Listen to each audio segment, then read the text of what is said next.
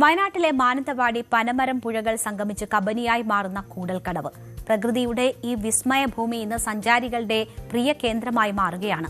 ഔദ്യോഗികമായി വിനോദസഞ്ചാര കേന്ദ്രമായി പ്രഖ്യാപിച്ചിട്ടില്ലെങ്കിലും ഇരട്ടപ്പാലങ്ങളുടെയും തടയണകളുടെയും പശ്ചാത്തലത്തിൽ ഇവിടെ എത്തുന്ന സഞ്ചാരികളുടെ എണ്ണം ദിനം പ്രതി വർദ്ധിക്കുകയാണ്.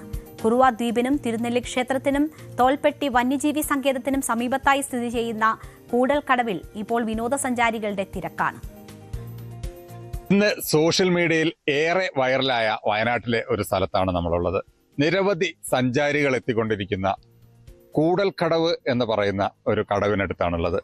ഒരുപക്ഷെ ഇതൊരു വിനോദസഞ്ചാര കേന്ദ്രമല്ലെങ്കിലും നിരവധി ആളുകൾ സോഷ്യൽ മീഡിയയിലൊക്കെ കണ്ട് ഇവിടെ എത്തുന്നുണ്ട്. നമുക്ക് തന്നെ അറിയാം, വളരെ പ്രകൃതി രമണീയമായ ഒരു സ്ഥലമാണിത്. രണ്ട് പുഴകൾ തമ്മിൽ സംഗമിക്കുന്ന ഒരു സംഗമ സ്ഥാനം കൂടിയാണ് ഈ കൂടൽക്കടവ് എന്ന് പറയുന്നത്. മാനന്തവാടി പുഴയും അതുപോലെ തന്നെ പനമരം പുഴയും സംഗമിക്കുന്ന ഒരു സ്ഥലമാണ്. ഇവിടെ ഒരു കുറുവാ ദ്വീപിന്റെ ഒരു ചുറ്റുവട്ടത്തുള്ളത് കൊണ്ട് തന്നെ ഇവിടെ ഒരു പ്രകൃതി മനോഹരമായ ദൃശ്യങ്ങളാണ് നമുക്കിവിടെ കാണാൻ കഴിയുക. അതുപോലെ തന്നെ ഇവിടെ നിരവധി മീൻപിടുത്തക്കാർ വരുന്ന ഒരു സ്ഥലം, വയനാട് ജില്ലയിൽ തന്നെ നിരവധി ആളുകൾ മീൻ പിടിക്കാൻ വേണ്ടി വരുന്ന ഒരു സ്ഥലമൊക്കെയാണ്. അതുപോലെ തന്നെ ഇവിടുത്തെ ഏറ്റവും വലിയൊരു പ്രത്യേകത എന്ന് പറഞ്ഞാൽ നമുക്കത് അവിടെ നോക്കിയാൽ കാണാം, ഒരു പാറയുടെ പുറത്ത് ഒരു മുതല കിടക്കുന്ന ഒരു സംഭവം. ഇത് പല സ്ഥലങ്ങളിലും 5-6 മുതലകളൊക്കെ ഇങ്ങനെ ഓരോ പാറയുടെ മേലെ അല്ലെങ്കിൽ ഈ ഒരു പുഴയുടെ പാറയുടെ മേലെ ഇടയ്ക്ക് വിശ്രമിക്കാൻ എത്തുന്ന കാഴ്ചകളുമൊക്കെ വളരെ മനോഹരമാണ്. അതുകൊണ്ട് തന്നെയാണ് നിരവധി ആളുകൾ ഈ ഒരു കൂടൽക്കടവിൽ എത്തുന്നത്. ഇപ്പൊ നമ്മളുള്ളത് കൂടൽക്കടവിന്റെ മറ്റൊരു ഭാഗത്താണ്. ഇവിടുത്തെ ഏറ്റവും വലിയൊരു പ്രത്യേകത വയനാട് ജില്ലയിലെ നിരവധി ആളുകൾക്ക് ഒരു ഉപജീവന മാർഗം കൂടിയാണ് ഈ കൂടൽക്കടവിലെ മീൻപിടുത്തം എന്നുള്ളതാണ്. ഈ സമയത്ത് പുഴമീനുകളെ ഇവിടെ നിന്നും പിടിക്കാൻ വേണ്ടി തന്നെ നിരവധി ആളുകൾ നമുക്കിപ്പോൾ തന്നെ കാണാം. നിരവധി ആളുകൾ ഇവിടെയൊക്കെ തന്നെ അവരുടെ ഈ മീൻ പിടിക്കുന്നതിനുള്ള ഒരു ശ്രമത്തിലാണ് അവര്.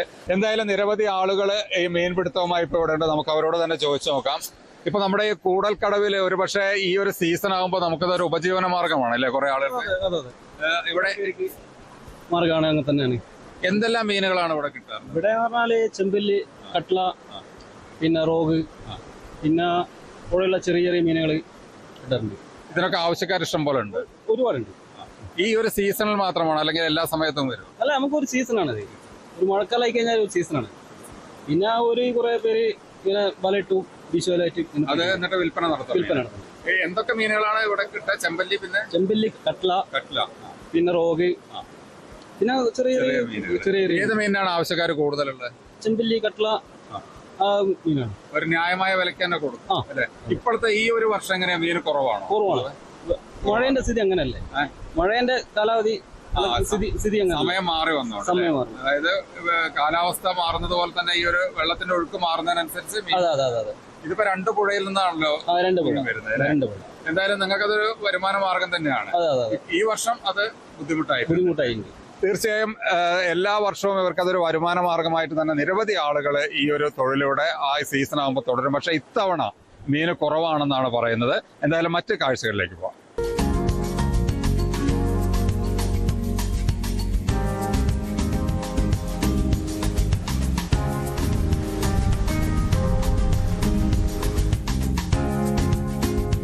തീർച്ചയായും മുൻവർഷങ്ങളിലെല്ലാം നിരവധി അപകടങ്ങൾ നടന്ന് ഒരുപാട് പേരുടെ ജീവൻ പൊലിഞ്ഞ ഒരു സ്ഥലമാണ് കൂടൽക്കടവ്. അപ്പോൾ അപകട മരണങ്ങൾ വർദ്ധിച്ചതോടെ ഈ ഒരു പ്രദേശത്തെ ബന്ധപ്പെട്ട അധികൃതരെല്ലാവരും നമുക്ക് വരുമ്പോൾ കാണിക്കും, സൈഡുകളിലെല്ലാം വേലികളൊക്കെ കെട്ടി സുരക്ഷിതമാക്കിയിട്ടുണ്ട്. അപ്പോൾ മീൻ പിടിക്കുന്നതിനൊക്കെ നിയന്ത്രണമുണ്ടെങ്കിലും ഇപ്പോൾ സ്ഥിരമായി ഇവിടെ മീൻ പിടിക്കാൻ വരുന്ന ആളുകൾക്ക് അവരുടെ പരിചയ സമ്പത്ത് കൊണ്ട് മാത്രമാണ് അവരിവിടെ അപകടങ്ങളൊന്നും ഇല്ലാതെ മീൻ പിടിക്കുന്നതെല്ലാം.